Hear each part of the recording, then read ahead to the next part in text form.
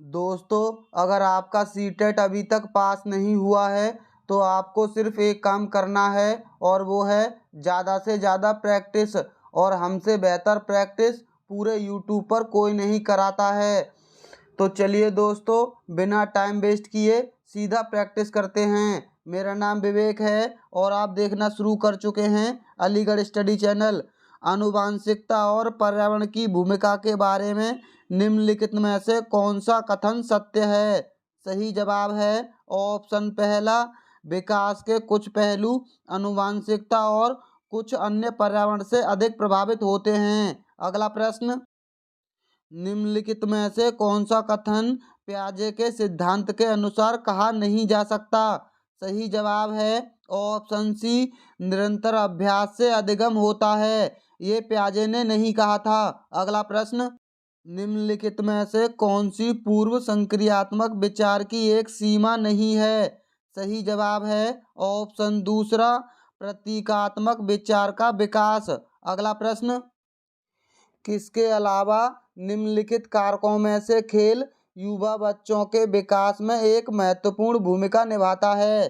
सही जवाब है ऑप्शन तीसरा, यह समय बिताने का एक सुखद तरीका है। ये कथन गलत है। अगला प्रश्न, निम्नलिखित में से कौन सा प्रश्न बच्चों को गंभीर रूप से सोचने के लिए आमंत्रित करता है? सही जवाब है ऑप्शन चौथा, विभिन्न तरीकों से हम कैसे हल कर सकते हैं, इससे बच्चा सोचने लग जाएगा। अगला प्रश्न, निम्नलिखित में से कौन सा विकल्प प्रगतिशील शिक्षा का सबसे अच्छा वर्णन करता है? सही जवाब है ऑप्शन पहला, करके सीखना, परियोजना विधि और संयोग से सीखना। ये प्रगतिशील शिक्षा के उदाहरण हैं। अगला प्रश्न, प्रगतिशील शिक्षा के बारे में निम्नलिखित में से कौन सा कथन बताता है शिक्षा स्वयं ही जीवन है? सही जवाब है ऑप्शन तीसरा, स्कूल में शिक्षा सामाजिक और प्राकृतिक दुनिया को प्रतिबिंबित करके। अगला प्रश्न, कोहलबर्ग के सिद्धांत के योगदान के रूप में निम्नलिखित में से किसे माना जा सकता है? सही जवाब है ऑप्शन पहला, उसके सिद्धांत ने संज्ञानात्मक परिपक्वता और नैतिक परिपक्वता के बीच एक संयोग को समर्थन किया है। अगला प्रश्न, निकटवर्ती विकास का क्षेत्र संदर्भित करता है? सही जवाब है ऑप्शन तीसरा, एक संदर्भ को जिसमें बच्चे संयोग के सही स्तर के साथ कोई कार्य लगभग स्वयं कर सकते हैं। अगला प्रश्न, एक उभयलिंगी व्यक्ति। सही जवाब है ऑप्शन दूसरा, में आमतौर पर माने गए मर्दाना और स्त्री गुणों का समायोजन होता है। अगला प्रश्न, बच्चे किस एक को छोड़कर अन्य सभी के द्वारा लिंग भूमिकाएं ग्रहण करते हैं? सही जवाब है ऑप्शन चौथा, ट्यूशन को छोड़कर। मीडिया में भी ये बताया जाता है कि ये लड़की है या लड़का।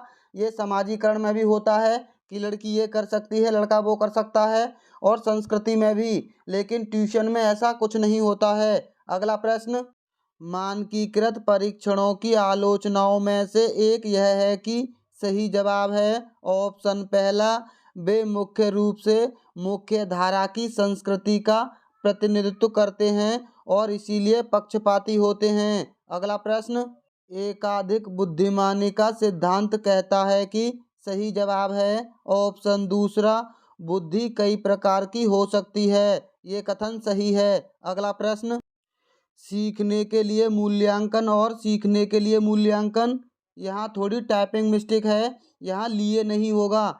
यानी सीखने के लिए मूल्यांकन और सीखने के मूल्यांकन दोनों का उपयोग कर सकते हैं।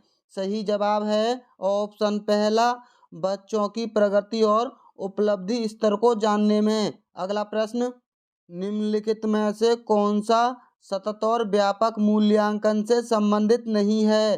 सही जवाब है ऑप्शन चौथा, यह बच्चों को धीमे, खराब या बुद्धिमान के रूप में चिन्हित करने में उपयोगी होता है। अगला प्रश्न, दोस्तों, कुछ लोगों की बहुत गंदी आदत होती है, उनसे जब तक वीडियो की लाइक करने के लिए बोला ना जाए तब तक वे वीडियो को लाइक नहीं करते हैं। और बार बार वीडियो को लाइक करने की बोलना आपका ही टाइम खराब करता है। बच्चों में प्रतिभाशीलता किसके कारण हो सकती है? सही जवाब है ऑप्शन ए, आनुवांशिकता और वातावरण के बीच एक अंतःक्रिया से। अगला प्रश्न, सामाजिक आर्थिक रूप से वंचित पृष्ठभूमि से आने वाले बच्चों को कक्षा के माहौल की आवश्यकता होती है जो। सही जवाब है ऑप्शन दूसरा, उनके सांस्कृतिक और भाषाई ज्ञान को महत्व देता है तथा उनका उपयोग करता है। अगला प्रश्न, कक्षा में सृजनात्मक और प्रतिभाशाली बच्चों के लिए आवश्यक हस्तक्षेप निर्भर करता है। सही जवाब है ऑप्शन ए, शिक्षक द्वारा अनुकूलित और प्रेरक निर्देशन तरीकों के उपयोग पर।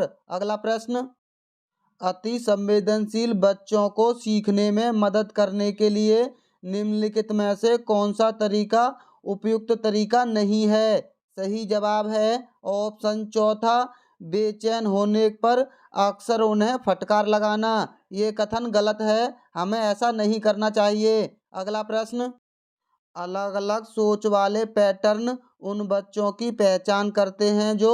सही जवाब है ऑप्शन तीसरा, सृजनात्मक होते हैं। अगला प्रश्न, निम्नलिखित में से कौन सा शिक्षक द्वारा कक्षा में बच्चों के लिए समस्या हल करने के तरीकों का वर्णन नहीं करता है? नेगेटिव बताना है। सही जवाब है ऑप्शन चौथा, अभिसरण उत्तरों वाले प्रश्न पूछना।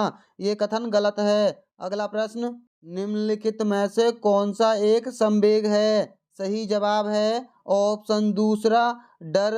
अगला प्रश्न, एक 3 साल का बच्चा बताता है कि दूध बूथ पर एक मशीन द्वारा दूध का उत्पादन होता है। निम्नलिखित में से कौन सा बच्चे की समझ का सबसे अच्छा स्पष्टीकरण प्रदान करता है? सही जवाब है ऑप्शन दूसरा, बच्चे का जवाब दूध बूथ से दूध खरीदने के अपने अनुभव पर आधारित है। बच्चे ने अभी तक भैंस से दूध निकलते हुए नहीं देखा है, उसने सिर्फ मशीन से देखा है, इसीलिए उसने अपने अनुभव से इस बात को बोला। अगला प्रश्न, निम्नलिखित में से कौन सा शिक्षक की भूमिका का सबसे अच्छा वर्णन करता है? सही जवाब है ऑप्शन चौथा, आराम के लिए जगह बनाना जहां बच्चे संवाद और पूछताछ के माध्यम से सीख सकते हैं। अगला प्रश्न, निम्नलिखित में से कौन सी कक्षा समृद्ध शिक्षा को प्रोत्साहित करती है? सही जवाब है ऑप्शन दूसरा, वह कक्षा जिसमें खुली गतिविधि कोने हो और विभिन्न प्रकार के बाल साहित्य खुली ताक यानी सेफ में रखे हों जो दिन के किसी भी समय उपलब्ध कराए जा सकते हैं। अगला प्रश्न, निम्नलिखित में से कौन सा कक्षा में पाठ्य पुस्तकों की भूमिका का सबसे अच्छा वर्णन करता है? सही जवाब है ऑप्शन पहला, वे कक्षा में उपलब्ध संसाधन और संदर्भ सामग्री में से एक है। अगला प्रश्न, राष्ट्रीय पाठ्यचर्या फ्रेमवर्क यानी एनसीएफ 2005 ने अपनी समझ से प्राप्त की है। सही जवाब है ऑप्शन तीसरा, रचनावाद। एनसीएफ 2005 शिक्षक को सुविधादाता बतलाता है। अगला प्रश्न, कक्षा में बच्चों को प्रेरित समझा जा सकता है यदि। सही जवाब है ऑप्शन चौथा, बच्चे शिक्षक से स्पष्टीकरण प्राप्त करने के लिए प्रश्न पूछते हैं। अगला प्रश्न, निम्नलिखित में से कौन बच्चे में अधिगम में सुधार करने के लिए सबसे अधिक उपयुक्त है? सही जवाब है ऑप्शन चौथा, शिक्षक को वास्तविक जीवन स्थितियों पर बच्चों को एक दूसरे के साथ बातचीत करने में मदद करनी चाहिए। अगला प्रश्न, अनुशासन जो अधिगम वातावरण में एक महत्वपूर्ण भूमिका निभाता है किस तरह की मदद करता है? सही जवाब है ऑप्शन पहला, बच्चों को अपनी शिक्षा को विनियमित और मॉनिटर करने के लिए। दोस्तों, अब तो आपको पता चल ही गया होगा कि हम किस प्रकार की प्रैक्टिस करवाते हैं। अगर हम चाहते तो इन्हीं 30 प्रश्नों के लिए आपका 1 घंटा बर्बाद कर सकते थे। दोस्तों, अगर आपको ऐसी ही दमदार प्रैक्टिस चाहिए तो आप हमारी वीडियो को लाइक और हमारे चैनल को सब्सक्राइब जरूर कर लेना। तो चलिए मिलते हैं अगली वीडियो में। वीडियो देखने के लिए बहुत बहुत धन्यवाद।